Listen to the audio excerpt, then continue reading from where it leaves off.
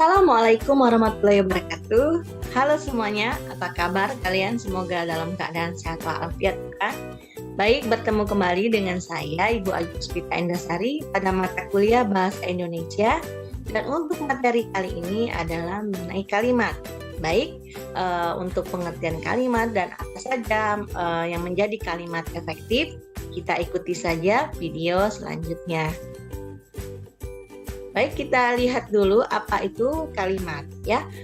Saya rasa kalimat itu bukan hal yang baru menurut pemikiran kalian ya, karena kalimat ini sudah kalian temui dan kalian pelajari ketika kalian sedang berada di bangku sekolah dasar, di sekolah menengah pertama maupun di sekolah menengah atas, dan di perguruan tinggi ini pun kalian kembali bertemu dengan kalimat. Baik, kalau begitu apa itu kalimat?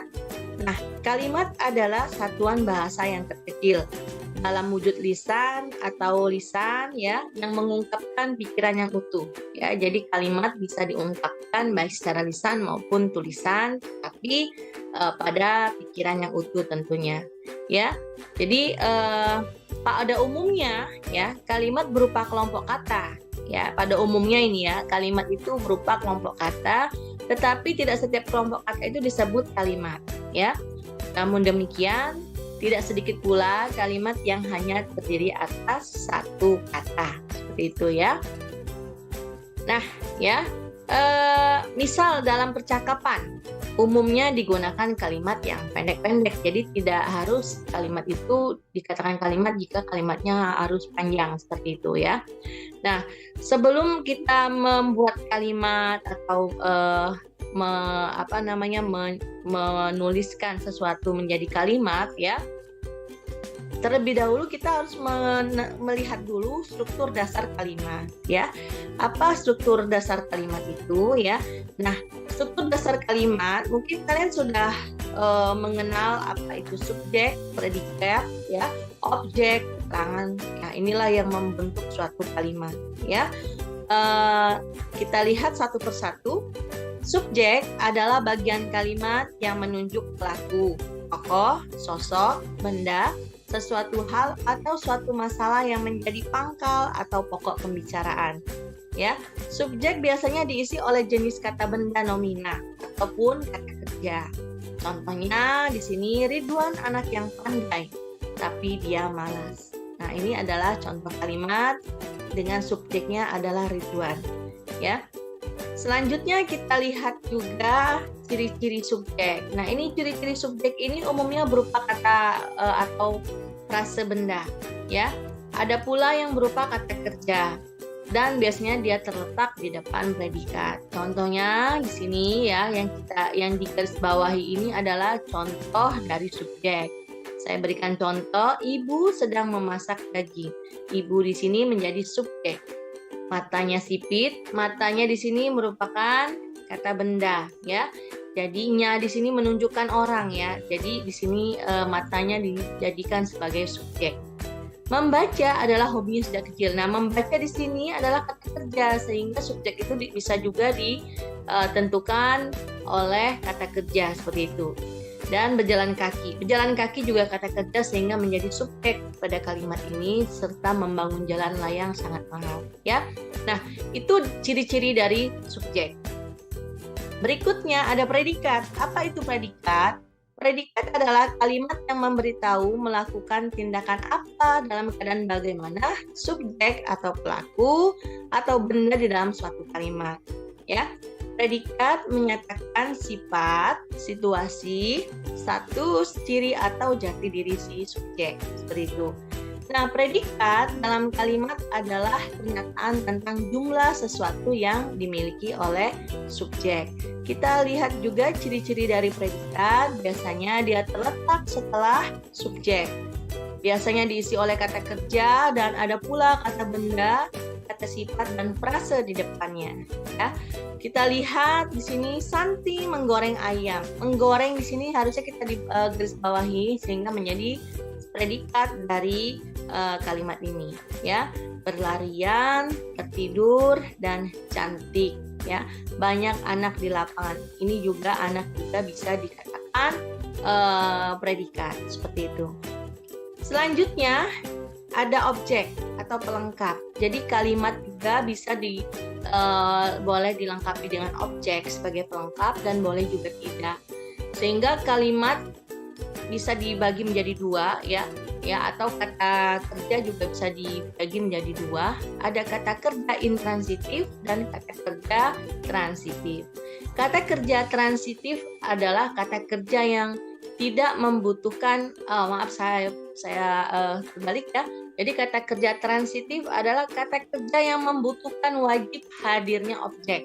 Jadi kalimat itu bisa jelas maknanya bila dilengkapi dengan objek. Tetapi juga ada kata kerja yang intransitif.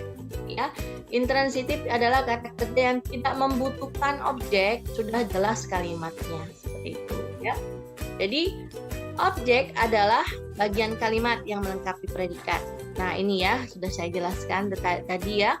Objek pada umumnya diisi oleh nomina, frasa, nomina atau klausa. Jadi kata benda. Ya, sedangkan pelengkap adalah bagian kalimat yang melengkapi predikat. Ya, letak pelengkap umumnya di belakang predikat dan objek. Seperti itu ya. Nah, ini kita lihat ya. Ciri-cirinya, kalau objek terletak setelah predikat, diisi berupa kata benda nomina, terdapat pada kalimat aktif transitif, dapat menjadi subjek dalam kalimat pasif, dapat diganti dengan nya. Sementara pelengkap terletak sesudah predikat, diisi berupa kata benda, kerja atau sifat, tidak dapat diubah menjadi kalimat pasif dan tidak dapat diganti dengan nya. Seperti itu ya partikelnya. Selanjutnya kita lihat juga contohnya Anita membaca buku ya, buku dibaca Anita. Nah, ini yang bisa diubah menjadi dari kalimat aktif menjadi pasif. Di mana kalimat aktif?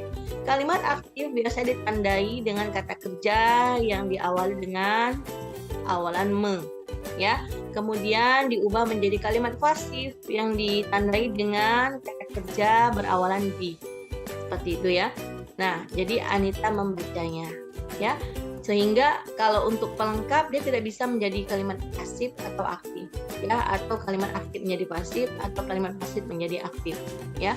Adik bermain game, Runa membelikan saya makan siang. Jadi seperti inilah kira-kira perbedaan antara objek dengan pelengkap ya. Selanjutnya kita lihat keterangan. Nah, keterangan di sini banyak ya jenisnya ya. Jadi waktu itu ada juga tempat, tujuan, cara, penyerta, alat, simulatif, penyebaban, kesalingan ya. Nah, ini contoh-contoh dari keterangan ya, maksudnya jenis keterangan. Ciri-cirinya biasanya keterangan ini kehadirannya bersifat mana suka, letaknya bebas, umumnya didahului kata depan. Dan keterangan ini biasanya unsur kalimat yang fungsinya menerangkan seluruh fungsi yang ada dalam suatu kalimat, seperti itu. Nah, kalau sudah mengerti tentang kalimat, ya apa saja yang ada dalam kalimat, struktur kalimat. Nah, kemudian kita lanjutkan ke kalimat efektif, ya. Apa itu kalimat efektif? Ya, kalimat efektif adalah secara tepat mewakili pikiran para penulis dan pembacanya, ya. Kemudian mengemukakan pemahaman yang sama antara pikiran pembaca dan penulis, pendengar dan pembicara. Seperti itu ya. Selanjutnya, nah ini ya, ini ada syarat-syarat dari kalimat yang efektif itu seperti apa. Ada kesatuan, ada kepaduan, kesejajaran atau paralel, ketepatan, ada penekanan, kehematan, dan kelogisan. Nah, inilah adalah syarat-syarat yang membentuk suatu kalimat efektif ya. Kita lihat dari kesatuan. Kesatuan ini adalah kalimat efektif yang harus mengungkapkan sebuah ide pokok atau kesatuan pikiran ya.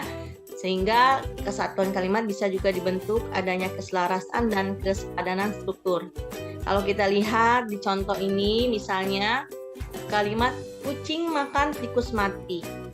Ya, kalimat ini kalau kita lihat belum satu atau belum padan. Mengapa? Karena ini akan menimbulkan kebingungan dari pembaca.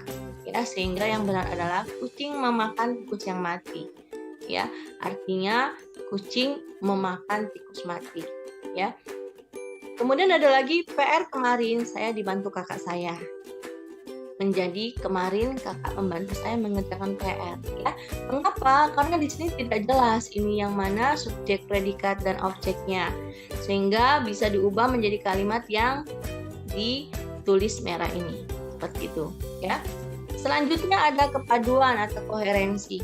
Nah, kepaduan adalah terjadinya hubungan yang padu antara unsur-unsur pembentuk kalimat, ya. Unsur-unsur pembentuk kalimat tadi sudah dijelaskan, ada subjek, predikat, objek, keterangan, dan pelengkap, ya. Nah, kalimat tidak padu jika, nah ini kalimat tidak padu jika pertama penggunaan kata gantinya salah, penggunaan kata depan tidak tepat, dan penggunaan kata hubung tidak jelas. Nah, ini ya, kalimat bisa dikatakan tidak padu jika mempunyai ciri-ciri seperti yang saya sebutkan tadi, ya. Nah, coba kita lihat contohnya. Ya, ini ada contohnya. Atas perhatiannya, saya ucapkan terima kasih. Pengarang itu menceritakan tentang pengalaman masa kecilnya. Yanto mengotori motor itu terus kita membersihkannya. Nah, ini ya, ini adalah kalimat yang tidak padu, ya, seperti itu. Sehingga yang baiknya adalah seperti apa yang ini, ya. Atas perhatian saudara, saudara di sini adalah mengganti katanya. Jadi nyanya ini diganti dengan kata saudara. Ya, seperti itu. Pengarang itu menceritakan tentang pengalaman. Kata tentang ini tidak usah ditambahkan, tetapi cukup saja dengan pengalaman masa kecilnya. Pengalaman itu sudah, kalau menceritakan itu sudah menyangkut dengan kata tentang ini, ya. Kemudian Yanto mengotori motor itu lalu membersihkannya lagi. Yanto mengotori motor itu terus yang, nah ini kata terus ini, ya, menjadi kata penghubung seharusnya sebenarnya, ya, tetapi penggunaan tidak tepat, ya, sehingga harus diganti saja dengan kata atau dengan tanda baca koma, seperti itu, ya. Kita lihat juga kata hubung atau konjungsi adalah kata tugas yang menghubungkan dua klausa, kalimat atau paragraf. Contoh kata penghubung tadi, kata hubung ya, ada kata terus tadi, ya.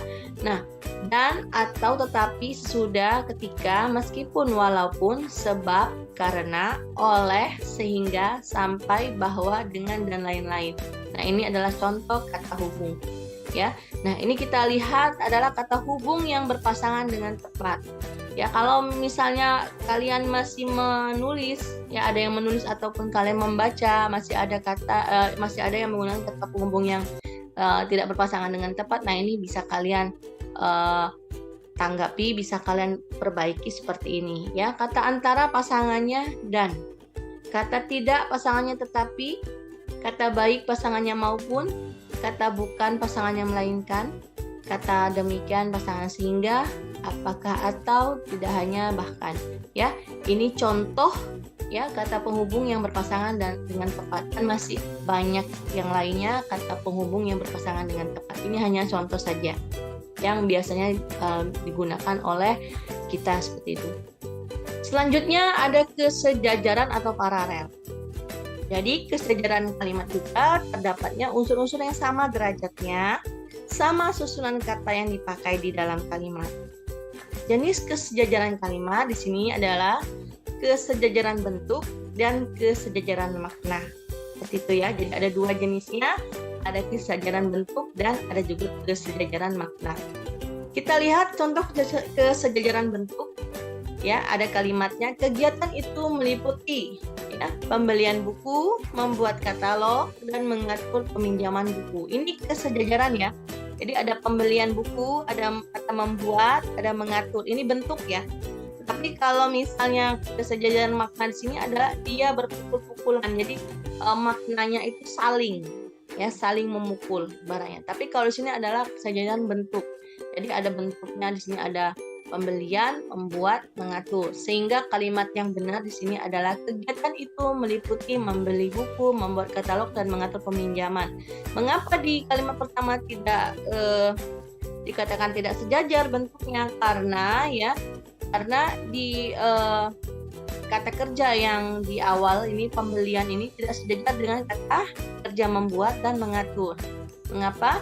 Pembelian di sini, ya, ada diawali dengan kata pem, ya, kata pem, harusnya langsung saja membeli. Jadi sehingga kalimat yang nomor 2 ini yang sudah benarnya itu membeli, membuat, dan mengatur. Sama seperti di bawah ini, mereka saling memukul ya, seperti itu. Kemudian ketepatan ya. Jadi syarat yang selanjutnya adalah ketepatan. Apa itu ketepatan? Ketepatan adalah kesesuaian atau kecocokan pemakaian unsur-unsur yang membangun satu kalimat sehingga terbentuk pengertian yang pasti ya. Ketepatan dalam kalimat efektif berkenaan dengan pemilihan kata. Nah, tadi ya pemilihan kata. Misalnya Sandi melihat film di bioskop tadi malam. Ini contoh kalimatnya yang ketepatan. Kira-kira di mana yang tidak tepatnya seperti itu ya.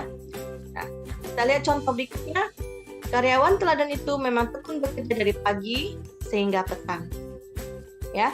Nah, ini yang nomor 2 ini di bawah ini adalah contoh yang benarnya. Jadi karyawan teladan itu memang tekun bekerja dari pagi sampai petang. Ya. Sehingga kita tadi harus ingat kata penghubung yang berpasangan dengan tepat ya, seperti itu.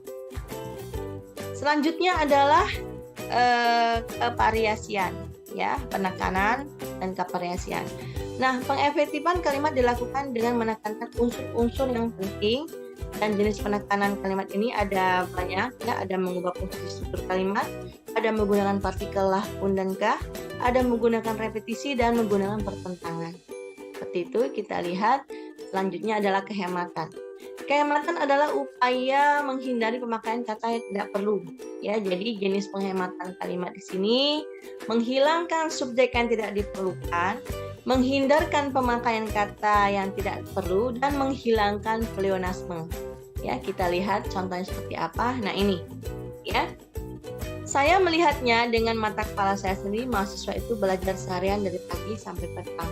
Kalau kita lihat dari dari contoh kalimat yang pertama, memang termasuk contoh yang sangat tidak tepat ya. Kenapa? Karena di sini ada kata melihat dengan mata kepala saya sendiri, mahasiswa itu belajar seharian dari pagi sampai petang. Ya, jadi ini sangat tidak hemat sekali, sehingga kalimatnya ini perlu dihemat juga ya. Bagaimana cara menghematnya? Ini contohnya yang di bawah ini. Saya melihat sendiri mahasiswa itu belajar seharian. Sudah jelas ketika kita melihat, kita menggunakan mata, dan mata biasanya terletak di kepala ya, sehingga tidak perlu ditambahkan lagi secara berlebihan bahwa mata kepala, seperti itu ya. Dari pagi seharian, dari pagi sampai petang, orang juga sudah tahu kalau seharian itu artinya dari pagi sampai ke petang, seperti itu ya. Selanjutnya logis ya, ada kelogisan. Jadi kalimat juga selain mengandung kehematan juga harus logis. Logis di sini adalah makna yang diterima akal sehat atau logis ya, diterima oleh akal sehat atau logika. Nah, kalimat itu bermakna sesuai dengan kaidah-kaidah nalar secara umum. Jadi kalimat yang digunakan baik secara diucapkan secara lisan maupun secara tulisan juga harus mengandung kelogisan supaya bisa diterima oleh akal sehat oleh para pembaca ataupun si pendengar, seperti itu. Contohnya nih, menginjak acara selanjutnya. Kalau kita lihat, kata menginjak di sini adalah kata yang tidak logis. Mengapa? Karena acara tidak bisa diinjak ya. Sedangkan menginjak secara logisnya itu kita menggunakan kaki, kemudian kita injak-injak. Seperti itu, jadi menginjak ya. Padahal di sini adalah konteks di sini adalah acara. Sehingga gunakan kata lain dari kata menginjak. Ya, bisa gunakan kata menuju, seperti itu ya. Nah, itulah tadi mengenai kalimat dan kalimat efektif. Mulai dari pengertian kalimat hingga pada unsur pembentuk kalimat. Kemudian ada kalimat efektif, syarat dan pembentuk kalimat efektif itu seperti apa. Ya, saya rasa kalian bisa memahaminya apa yang sudah dijelaskan di video pembelajaran ini, dan semoga kalian dapat mengerti ya, kemudian mengimplementasikan. Kalau misalnya ada soal-soal ataupun kalian mendengar jika ada yang kurang efektif dalam menyampaikan suatu informasi, seperti itu. Baik, cukup sekian untuk video pembelajaran materi kalimat. Kita lanjutkan untuk materi selanjutnya di video pembelajaran berikutnya. Sampai jumpa. Terima kasih. Saya akhiri. Wassalamualaikum warahmatullahi wabarakatuh. Sampai jumpa.